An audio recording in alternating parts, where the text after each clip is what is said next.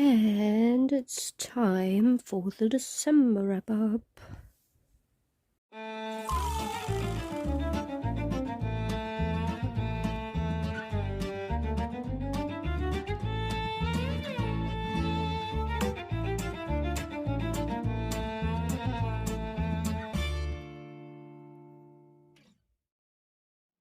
Hello, hi, welcome or welcome back to my channel.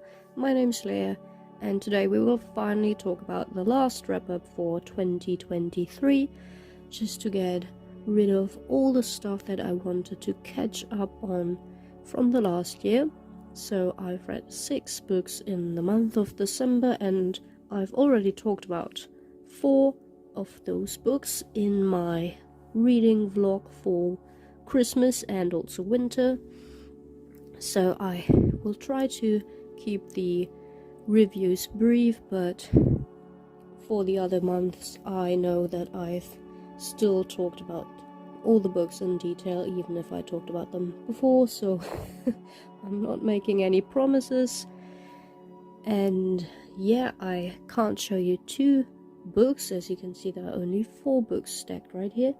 That's because one of the books I already unhauled, and the other book I gave to my mum, so she's read it and she kept it somewhere, and I have no idea where, but it's one of the books that I read in the vlog, so if you want to look inside and know how it really looks like, you can do it over there. So starting with the book that I already unhauled, that was a first book in a, I think, duology called Song of Silver, Flame Like Night by Amelie Wenzhou, and this is a fantasy book. I think there was also some romance in it, but it's more centered around the fantasy aspects. And I gave it 2.5 out of 5 stars, so it was an okay read. There's not really anything that I really hated, but there's also not really anything in there that I loved. And I would say it's both plot and character driven. We've got both of those in there, and I unfortunately didn't really like the characters in it. So for the positive things, the book started out really good. I loved the atmosphere. I also liked the main character very much, loved the setting and the writing style. So we have our main character Lan. I think she's pronounced like that, I have no idea. Lan, that's her name. And yeah, I loved where she was at the beginning of the story, because it reminded me a little bit of Mistborn by Brandon Sanderson.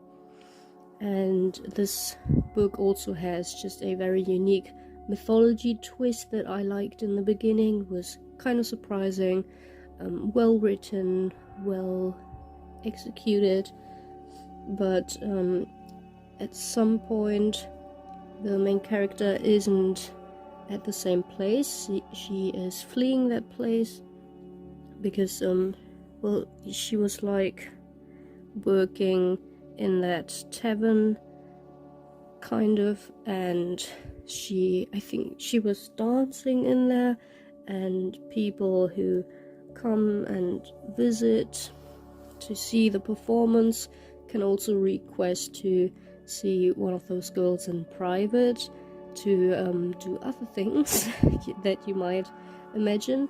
So yeah, the atmosphere in that was really cool, and yeah, it was very interesting to learn more about this place and the yeah, very dark stuff that is going on there. But yeah, at some point she's fleeing and she arrives at this school, and I don't know, I didn't care for that anymore, and all the new characters that were introduced, didn't care for any of them, and the love interest didn't like him either really, and it was just a lot of action in there. The magic system wasn't really explained, I think. I don't know, it didn't feel very complex, so yeah, didn't really interest me therefore. And I think there could have been more descriptions. I didn't really know how the characters looked like, or just the world in general, where the people were. And yeah, I'm just not a fan of action-packed stories, so that just wasn't for me. But at the same time it felt kind of slow-paced because nothing really happened in the plot. So yeah, an odd mix for me personally. And yeah, but the villains in the story, they didn't feel very villainous. Like, yeah, I don't know. Maybe it just wasn't for me. I love the cover of the book, so it was very hard to unhaul it, but if it's a story that I will never reread, and I will not be reading the sequel either, because I'm just not interested in what's going to happen. So yeah, it's a shame, but that's how it is. And yeah, there was also some kind of plot twist, but it's super predictable, so I'm not sure if you can even call it a plot twist. So yeah, very sad. It started out great. I thought I'd give it 4 or 5 stars, but that's not what happened, so I'm glad that I just had the standard edition and not some kind of special edition. But I do own another series by the author, so I will check that out in the future eventually. Maybe that one's better, who knows.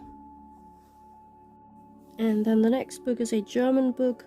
It's written by Dawn Casey, and if you would translate it, I think it would be called We're Waiting for Christmas, or something like that. So this is just a collection of short tales that are about winter, about Christmas, but also just about seasons in general in some case.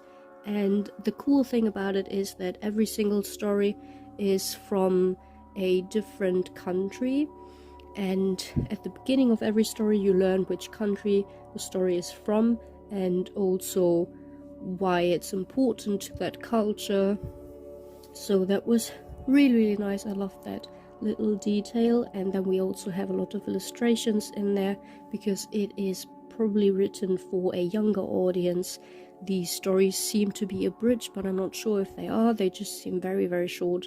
Yeah, simply written, but still very enchanting. I really liked a lot of the stories. I loved the stories that I already knew the most, but I also discovered some new stories that I've never heard of before that I really like now.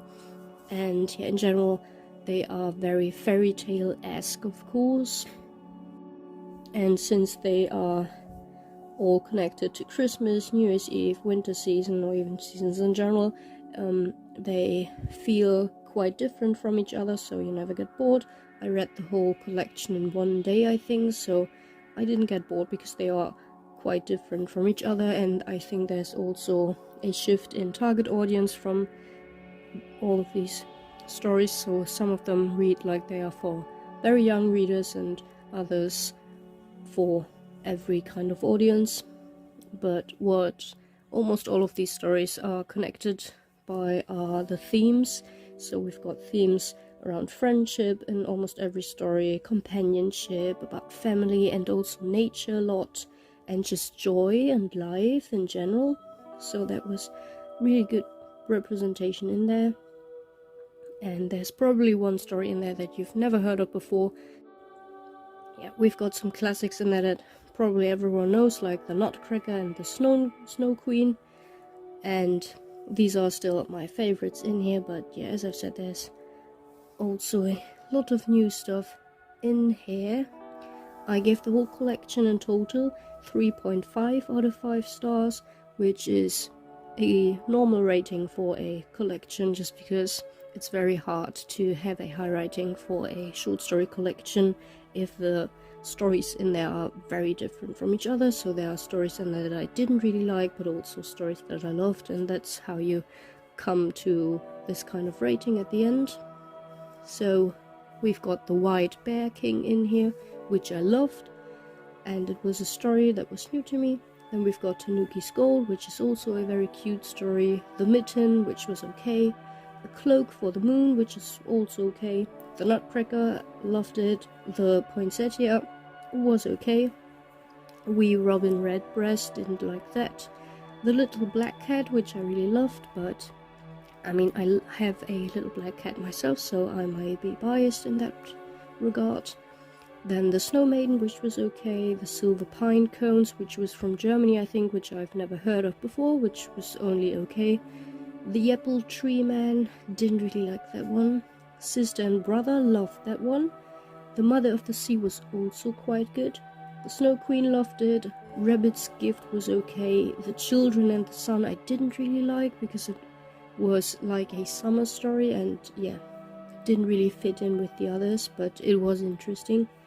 The 12 Months, I really loved that one as well. And Brigid and the Caliac, or I have no idea how you pronounce that, which, yeah, it was a good story to end the whole collection, but just by itself, I didn't really like the story as well. So yeah, mixed bag, but the White Bear King, the 12 Months, the Mother of the Sea, Sister and Brother, as well as the Little Black Cat, and the Tanuki's Gold, all stories that I've never heard of before and I really, really liked. So yeah, I'm really glad that I picked this up for Christmas. And as I said, this is one that I've read for the vlog, so you can check that out if you want to know more about the stories and to see the illustrations that are basically on every single page. I've read 3 more in that vlog, so let's talk about those. So we've also got Krampus, the Jewel Lord by Brom, which is more of a horror Christmas story, and I was very disappointed with this one actually. I'm contemplating on unhauling it, but I just can't. I want to have my whole Brom book collection, so I just can't get rid of it, but I really didn't enjoy it and I don't think I'll ever reread it. But again, great cover, great for the whole collection, and it also has character art inside that just looks amazing. And every chapter starts with a little pencil black and white illustration, so that's also super cool. And yeah, as I've said, it's more of a horror story, but it didn't really feel like a true horror book. It's more of a action thriller book, but also slow-paced, kind of. Again, both at the same time is not really something that I seem to enjoy. I have a quote for this one, which was very good. I mean, Brom has a very nice writing style, and his art also looks amazing, and I loved his other book, Slewfoot. So maybe it's just this one story that was not for me. Anyways, to the quote, it's on page 187, but it's not a spoiler, and it says, "This story will be told again and again, until the whole world knows the truth behind the lie." And I really think that sums up the story quite well, because this is all about uncovering the myth of Krampus, and Brom is inspired by what is already known, but I think he has a very unique fantastical twist in there as well. And yeah, he really shows that Krampus isn't the villain that we all thought he was. He makes Santa Claus more of a villain, and we've also got a lot of Norse mythology in here, and I loved that connection to the whole Christmas myth. That was really, really cool. I have no idea if there is anything in real life that is based on that, but yeah, that connection was very, very nice. And we follow this guy who is living in a quite rundown home, and he doesn't really have a lot of money and drinks a lot of alcohol, I think. Yeah, so got that going on. And then he's also dealing with drugs, but he's not taking it, and he doesn't really want to do that job, but he's forced to. And he was married once, but yeah, they are not together anymore, but they do have a daughter together, so there's that problem as well. And yeah, it's set around Christmas. He's trying to get a present for his daughter, but doesn't really have any money. And he's also kind of a musician who is playing in that bar from time to time to get some money. But yeah, he has a lot of self-doubt, so he's not really getting anywhere. So we follow a lot about what this character is dealing with, what he's thinking, how he's trying to get on with his life. And we have different POVs as well, like we follow Krampus for a few chapters as well. I think there's even a handful of chapters from the point of view of Santa, but it's mostly just about this human guy. And one day he finds Santa's sack, and it is magical in a way that really reminded me of Gwendy's Button Box by Stephen King, so I really like that aspect. But it's not really focused on. I mean, there are some scenes and the overall plot is kind of connected to this magical sack, of course, but the fantasy aspects could have been explored even more. I would have loved to know more about that, just because it was just really interesting. But yeah, most of it is just a heavy action movie, I would say, with some literary thriller thrown in there. So we've got fights and guns and drugs and rock and roll vibes, and yeah, your typical villains who don't really seem that frightening, kind of predictable. So that was really sad. Again, could have been so great, there was so much potential, but it just went into a direction that I personally do not enjoy as much. All in all, would have loved more horror, even more Norse mythology, but in that aspect it quite delivered, and more fantasy even. So we have a few torture scenes in here, like 2 or 3 that were really good, but that's the only thing that reminded me of horror personally. The other stuff was just thriller, action, and some fantasy and mythology. And yeah, again, similar to Silver Nitrate, which I read in October, I was going into this expecting horror, and I got more of a literary and fantasy book, which isn't a bad thing, but it's just not what I expected, so I was kind of disappointed in that way. And then I also read another short story collection. In this case, it's written by all kinds of different authors. This is The Winter Spirits Ghostly Tales for Frosty Nights, and yeah, we've got all kinds of authors. There's Catriona Ward, Imogen Hermesgower, Kieran Millwood Hargrove, Stuart Turton, Elizabeth McNeil, Andrew Michael Hurley, Jess Kidd, Bridget Collins, Ronald Purcell, Natasha Pulley. So all kinds of very well-known authors. Was really excited going into this, and I have to say I really loved some of these stories, but there were also again some stories that I didn't really click with. And there was a short story collection for, I think, the year before that was published with 2 stories less than this one, but it's in a similar vein, just dark, ghostly tales for winter and Christmas. So I really need to check out the other collection, because this one was quite good. I gave it again 3.5 out of 5 stars, which is quite good because it's from different authors, and you will probably not enjoy every single story, but most of them were good. And yeah, very dark, quite atmospheric, because the writing styles are all quite good from these authors. And even though, again, these are all centered around a similar theme, they are very different from each other. We've got stories that feel more set in a contemporary setting, but then we've also got a lot of stories that are historical and from Great Britain mostly, but there are also other countries represented. Every single story plot-wise has a unique premise that is not similar to any of the other stories in here, and the setting also always feels different. So the problem that I had with this collection was mostly that the stories were quite predictable, which is just something that I don't enjoy in stories in general. So if you don't have a big problem with that, I think you will enjoy the collection even more than I did. But I also like that the stories are quite long. Like these aren't stories that are just 5 pages long and you feel like you've just read the beginning of a story. They are all, I think, 20 to 30 pages at least. And yeah, even though I've done a whole vlog about it, I'll just quickly go through the stories. So we've got Host by Kieran Millwood Hargrave.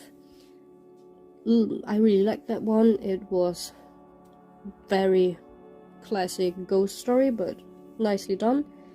Then there's Inferno by Laura Shepard Robinson, 4.5 out of 5 stars, which is one of my favorites in here.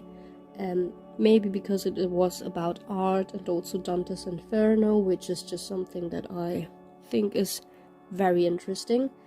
And it's set in the late 1700s in Italy, so also something that is just very unique and interesting.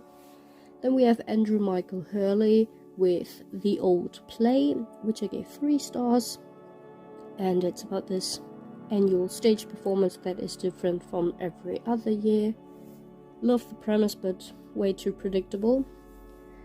Then we've got Imogen Hermes Gowar's A Double Threat, which I only gave 2.5 out of 5 stars, just because I hated the main character. But it was about designing this gown for the Christmas ball, so that was interesting, and it feels like more of a crime novel. Then we've got Natasha Pulley, and she wrote The Sold Miracles, which I gave 4 stars. That was about a really interesting but strange island where people go missing, and we've got themes of pilgrimage and also miraculous cures going on, so that was cool. The next one was by Elizabeth McNeil, and it's called Banished, which I also gave 4 stars. And this one was about a woman that is speaking to and banishing spirits in Scotland in the 1700s again. And the cool thing about it is that it is based on a true story. Then we've got Bridget Collins with The Gargoyle, which I only gave 2 stars. Didn't really like that one. I mean, it's about this gargoyle and about just the struggles of a writer who needs to redraft the manuscript.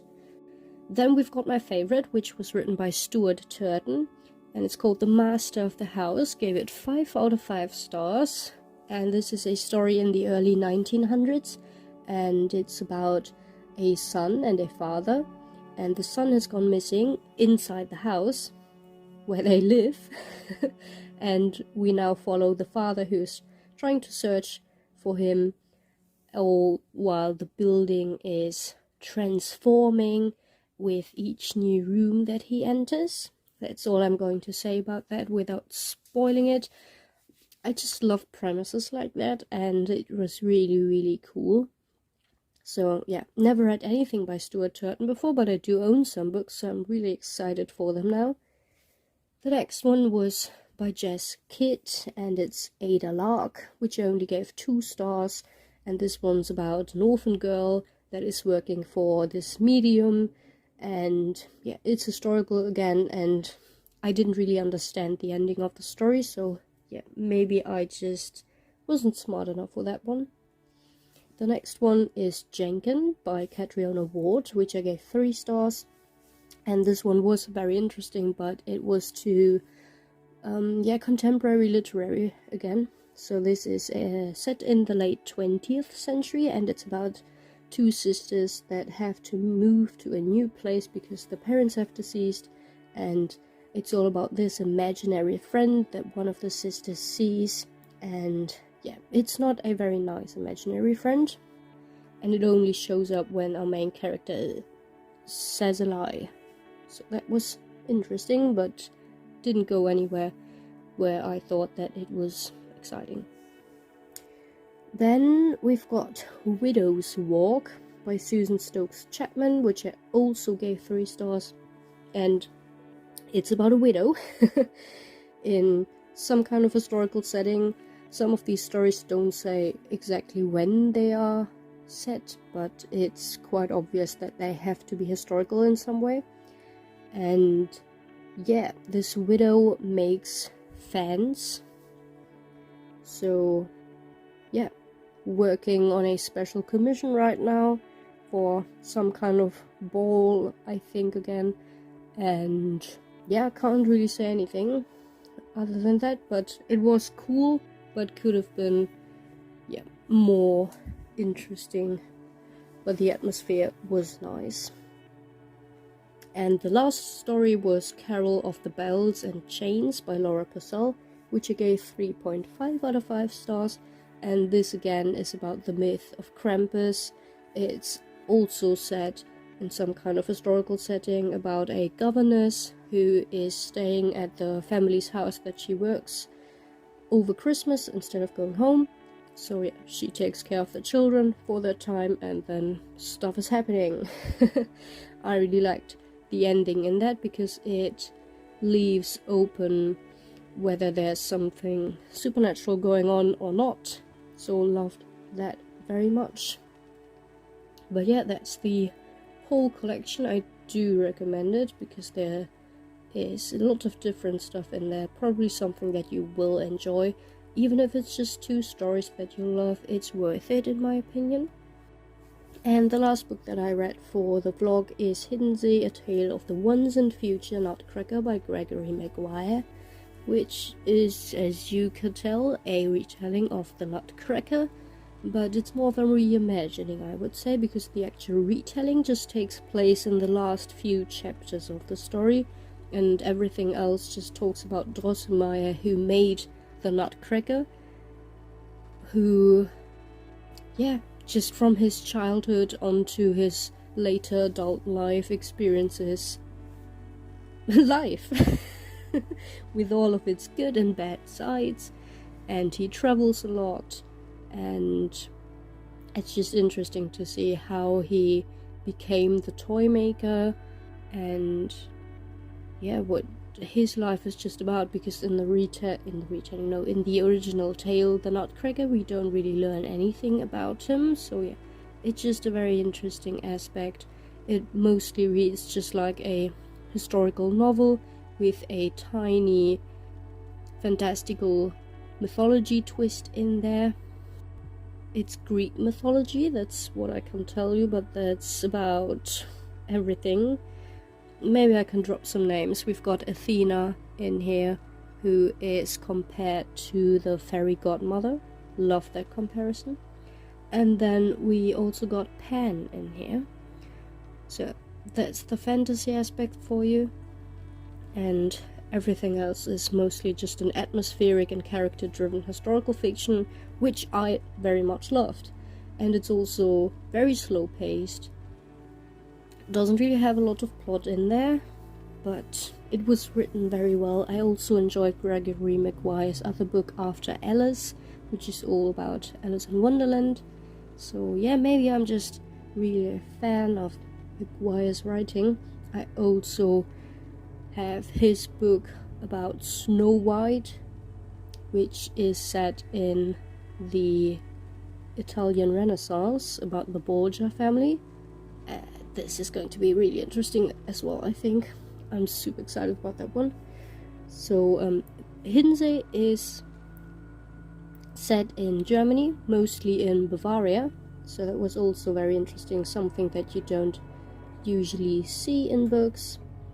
And because of that, there's a lot of German words and phrases in there, which just makes it feel more alive, more real, so more detailed, which I really loved. And then Drosselmeyer's friend is very interested in music, so we have some stuff about music in there, but not a lot, but it's in there if you're interested in that. And of course some fairy tales are mentioned here and there as well, especially at the beginning in the childhood era, where Drosselmeyer still lives with his family in a hut or cabin in the woods. And we later find out who these parents really are. There's a twist which I really loved, and just a lot of Brothers Grimm stories in here and references, because Drosselmeyer also grew up hearing those stories, so he references them in a few situations later on, so that was quite cool. And I mean, the only thing that I might have not enjoyed that much, because I only gave this book 4 out of 5 stars, is that the main character was very melancholy, and yeah, might deal with some depressions, I don't know, but it's not something that I really enjoy. So in those parts of the story, the plot dragged a little, and I didn't really enjoy it as much, but besides that, it's really good. And one other thing, you might not want to pick it up around Christmas time, because, as I've said, the actual retelling takes place at the very end of the book, and everything else is not wintry or Christmassy at all. So yeah, maybe that also affected my rating. To sum it all up and to mention the mythology twist again, I have quite a long quote which is already abridged to make more sense. It's on page 158 to 159 in my edition, and it talks more about the Athena and Godmother twist, and I just really liked it, so I wanted to share it with you. You scoff, but really, do you know the Odyssey? Athena disguises herself as an old woman. She helps Odysseus out with magical interventions. She then transforms him by giving him a disguise so complete that even his son and his wife can't recognize him. Only his dog. Who does this sound like to you, this Athena? Who do you think really is the fairy godmother in those tales by the Brothers Grimm, those household märchen that they published to such success, but Athena herself? You must know Aschenputtel. There's a French version written up by Perrault, Cinderella no less, and in that one the girl is elevated by divine manipulation. She is so glorified in disguise that her own family can't recognize her. Just like Odysseus, hidden in plain sight. Alrighty, and then the very last book that I finished at the end of December, after all the Christmas books, I had to read something else, so I decided to start a new YA fantasy series by V. Schwab called A Darker Shade of Magic. Yeah, never read it before, but now I did it. Now I can talk to the other cool kids who already read it years ago. And I was pleasantly surprised. I really enjoyed it. I was expecting superhero action vibes, but no. I mean, there is some stuff in there that reminded me of that, but all in all, it's a good book. Gave it 4 out of 5 stars. And this edition also has bonus short stories in it. And these were really good as well. Really loved the tales that were mentioned in one of these bonus stories, because they felt like the stories from Leigh Bardugo's The Lives of Saints, or even The Language of Thorns, because there was a book mentioned with all kinds of fictional tales from this fictional world, and I would love to have this book published by Leigh Bardugo, right? By V.E. Schwab, just similar to the ones that I mentioned by Leigh Bardugo. Oh my god, with illustrations. That would be so cool to read these fictional fairy tales. Oh my god. Yeah, but I don't know what else to say about this story. I think everyone knows about it. It's about alternate dimensions, you could say, where this place that they all call London, but it's not London, is existing, and you can move through portals to visit those, and yeah, some Londons feel just like our London, others may be more fantastical, more dangerous, more horrific, and I really liked all of these Londons, especially the white London. That's really cool, but also the grey London. But the red London is nice as well. It's hard to decide. The grey London is more like a historical London with, who was it? Some kind of King George. The one that everyone thinks is mad, I think. Then red London is your typical fantasy world, but very cool. The royal family is very interesting in that one, and the magic in the whole book is super cool in general. And then White London is just your typical horror version, you could say, but also has very interesting rulers in that world. And then we also have a Black London, but we don't know much about it. I think it's going to be explored more in the sequels, so maybe it's going to be even more interesting. But yeah, we follow this guy on the cover who can travel between these worlds to deliver messages, but then yeah, stuff is happening. He meets other characters and it's getting dangerous and they have to do stuff, and I don't want to give away anything, but yeah, really enjoyed it. Liked the characters. There was one female character which felt like your female pirate protagonist, and yeah, really liked her. I think I will love her in the second book as well. I'm pretty sure she's in there as well. Yeah, I didn't really like the ending because I think the characters did a very stupid decision, and yeah, I don't think they got rid of the villain as they wanted, and it's just stupid to do it. But yeah, I can't say anything about that. I've heard that the first book is the best one in the trilogy by some people, so I'm really scared because I want to love the whole series, not just the first book. And I got the Kickstarter version by Rathmark for the first book, so I hope I can get the others as well. But yeah, for now I have the second book and the collector's edition again, just to see if I like it, if I need the Kickstarter whenever the sequel comes out, and if it even comes out, I have no idea. But yeah, finally read that fantasy classic, you could already say, and I did enjoy it. Yeah, that sums up that month again, and I as always hope you enjoyed the video. I will see you in my next video. Maybe it'll be my January wrap-up, maybe it'll be my January book haul, or something else entirely. Who knows? I'm really scared for the January wrap-up because I've read 18 books, which sounds like a lot, but it's just basically a lot of very short illustrated books, and I just don't want to collect all of them to be able to show you all of these editions. Yeah, 4 books is much more manageable and easy to talk about, but eventually I'll have to. I don't want to wait half a year again to talk about all of these books. So yeah, maybe I'll see you in that video again, and until then, take care and happy reading. Bye!